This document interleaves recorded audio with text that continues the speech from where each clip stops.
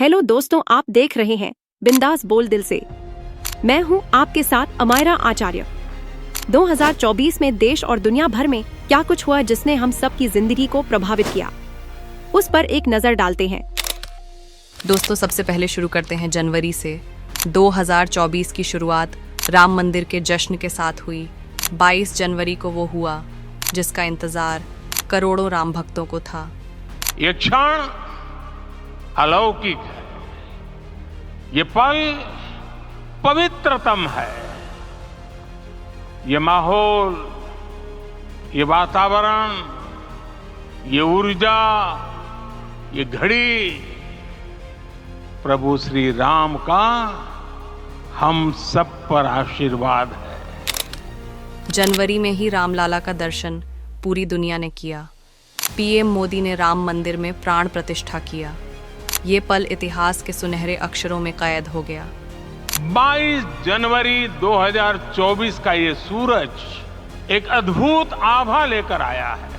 22 जनवरी 2024 ये कैलेंडर पर लिखी एक तारीख नहीं, ये एक नए काल चक्र का उद्गम है। राम मंदिर के प्राण प्रतिष्ठा में हजारों राम भक्त और देश विदेश की बड़ी हस्तियां पहुंची थीं। जनवरी में ही बिहार के मुख्यमंत्री नीतीश कुमार ने इस्तीफा दिया और इंडिया गठबंधन को छोड़ एनडीए में शामिल हो गए। लोकसभा चुनाव 2024 के लिए विपक्ष ने इंडिया गठबंधन बनाया था, जिसकी पहल नीतीश कुमार ने ही की थी। लेकिन अचानक नीतीश के इंडिया गठबंधन छोड़ने से विपक्ष को बहुत बड़ा झटका लगा। अब जानते हैं फरवरी में क्या खास हुआ। 2024 में यूक्रेन रूस युद्ध ने विश्व को बहुत सदमा दिया।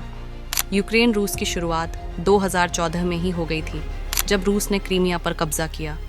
युद्ध का सबसे भयानक मंजर 2024 में दिखा। दोनों देशों में लगातार युद्ध चलता रहा। हजारों लोग मारे गए, लाखों लोग विस्थापित हुए। एक भयानक तस्वीर 3 फरवरी को आई, जब रूस के लुशांक शहर पर यूक्रेन का हमला हुआ और एक ही साथ 28 सिविलियन की मौत हो गई। दो मुल्कों के बीच की ये लड़ाई इतनी भयानक है कि लगभग पूरी दुनिया इसकी मार झेल रही है। मार्च 2024 में एक महत्वपूर्ण तस्वीर सामने आई। विपक्ष ने इंडिया गठबंधन का गठन किया था और 31 मार्च 2024 को दिल्ली के रामलीला मैदान में एक बहुत बड़ी रैली आयोजन की गई थी, जिसका नाम था लोकतंत्र बचाओ रैली। इस रैली में विपक्ष के 24 पार्टियों के नेता मौजूद रहे। ये पिछले कुछ सालों की सबसे बड़ी राजनीति रैली थी, जिसमें एक साथ इतने बड़े नेता मौजूद रहे हों। अब जानते हैं अप्रैल की वो घटनाएं जो चर्चा में रहीं।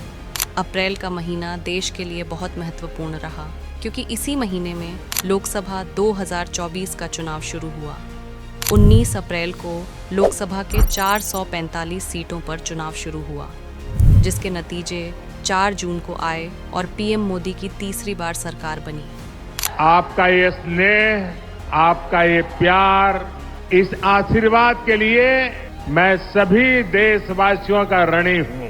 आज बड़ा मंगल है और इस पावन दिन एनडीए की लगातार तीसरी बार सरकार बननी तय है।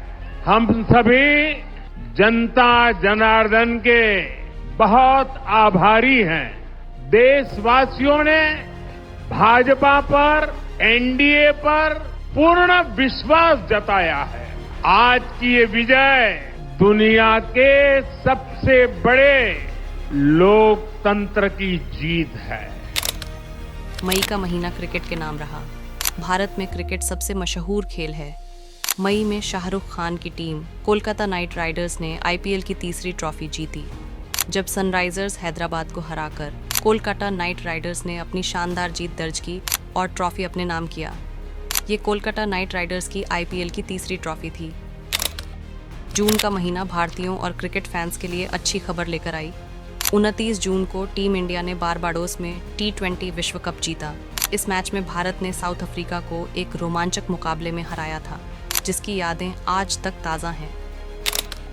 जुलाई का महीना एक दुखद खबर लेकर आया। 2 जुलाई को हाथरस में नारायण साकार हरि उर्फ भोले बाबा के सत्संग में भगदड़ हो गया। इस हादसे में 122 लोगों की मौत हो गई। इस हादसे से पूरा देश स्तब्ध हो गया। किसी ने पुलिस को जिम्मेदार ठहराया तो किसी ने बाबा नारायण साकार हरि को, लेकिन इसके बावजूद कोई ठोस कार्रवाई नहीं हुई। न तो पुलिस को कोई सज़ा मिली और ना ही बाबा को गिरफ्तार किया गया। 27 जुलाई 2024 को एक तस्वीर बहुत वायरल हुई। राहुल गांधी गृह मंत्री अमित शाह पर एक टिप्पणी के मामले में पेश होने सुल्तानपुर कोर्ट जा रहे थे। रास्ते में राहुल गांधी एक मोची के दुकान पर रुक गए और मोची से जूता बनाना सीखा।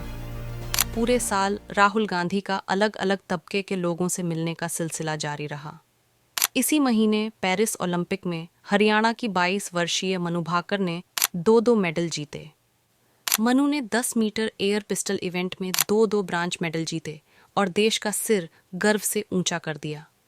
इसी महीने में देश के सबसे बड़े उद्योगपति मुकेश अंबानी के छोटे बेटे अनंत अंबानी की शादी थी।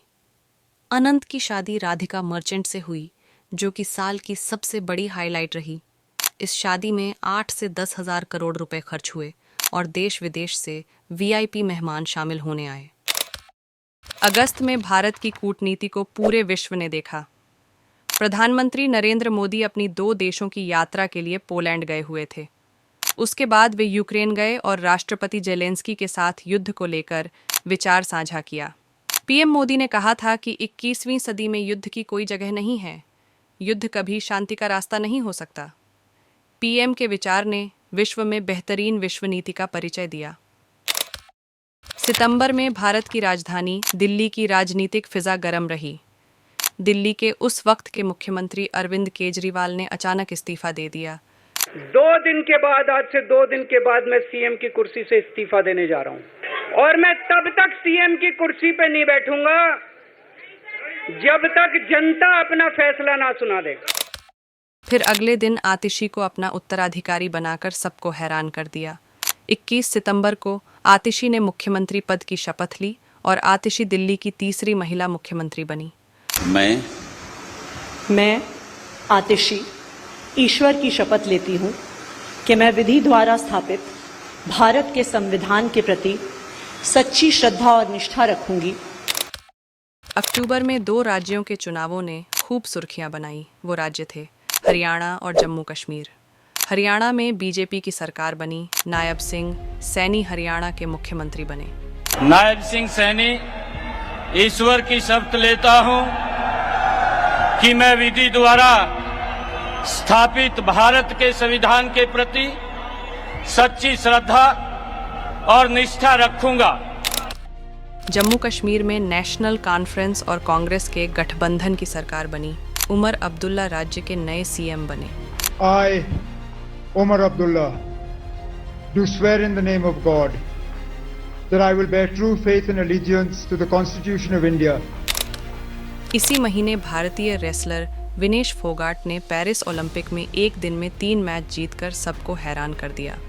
हालांकि फाइनल से एक रात पहले 100 ग्राम वजन बढ़ने से फाइनल नहीं खेल पाई और मेडल से चूक गई। अक्टूबर में हुए हरियाणा विधानसभा चुनाव में विनेश ने कांग्रेस के टिकट पर चुनाव लड़ा और चुनाव जीत गई। इस तरह विनेश मेडल से तो चूक गई, लेकिन राजनीति में चमक गई। अक्टूबर महीने में ही भारत के रत्न आखिरी सफर पर निकल गए। 9 अक्टूबर को 86 साल की उम्र में रतन टाटा का निधन हो गया। रतन टाटा के जाने से देश बहुत दुखी हुआ। मुंबई के वर्ली शमशान घाट पर राजकीय सम्मान के साथ उनका अंतिम संस्कार किया गया। इसी महीने शांतिपूर्ण माहौल में दहशत फैलाने की कोशिश भी की गई। मुंबई के बांद्रा में NCP नेता और एक्टर सलमान खान के करीबी बाबा सिद्दीकी की हत्या कर दी गई, जिसकी जिम्मेदारी बिश्नोई गैंग ने ली। बाद में बिश्नोई गैंग ने सलमान खान को कई बार धमकी दी, जिससे उनकी सुरक्षा बढ़ानी पड़ी।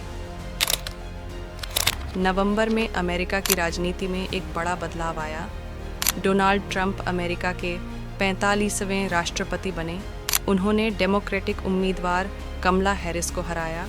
2024 का साल प्रियंका गांधी के लिए बहुत शुभ रहा।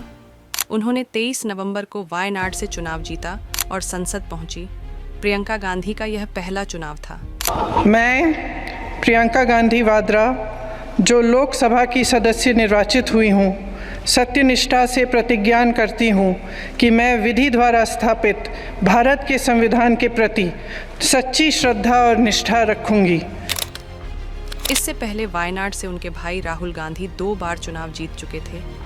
नवंबर में ही महाराष्ट्र और झारखंड जैसे 2 महत्वपूर्ण राज्यों के चुनाव हुए। महाराष्ट्र में बीजेपी की अगुवाई वाली महायुति की सरकार बनी, जिसके सीएम देवेंद्र फडणवीस चुने गए। मी देवेंद्र सरिता गंगाधरराव फडणवीस ईश्वर साक्ष शपथ घेतो की कायद्याद्वारे स्थापित झाले आहे अशा। झारखंड में इंडिया गठबंधन की सरकार बनी और हेमंत सोरेन लगातार दूसरी बार सीएम बने।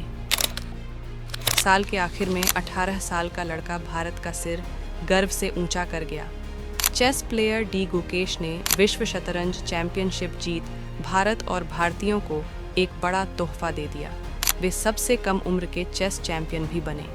इस साल ने जाते जाते हमसे हमारा सबसे एजुकेटेड प्राइम मिनिस्टर छीन लिया। 26 दिसंबर को 92 साल की उम्र में पूर्व प्रधानमंत्री डॉक्टर मनमोहन सिंह का निधन हो गया। डॉक्टर मनमोहन सिंह और रतन टाटा जैसे रतन को देश ने खो दिया, लेकिन कहते हैं ना, यादों में रहेंगी ये हस्तियां।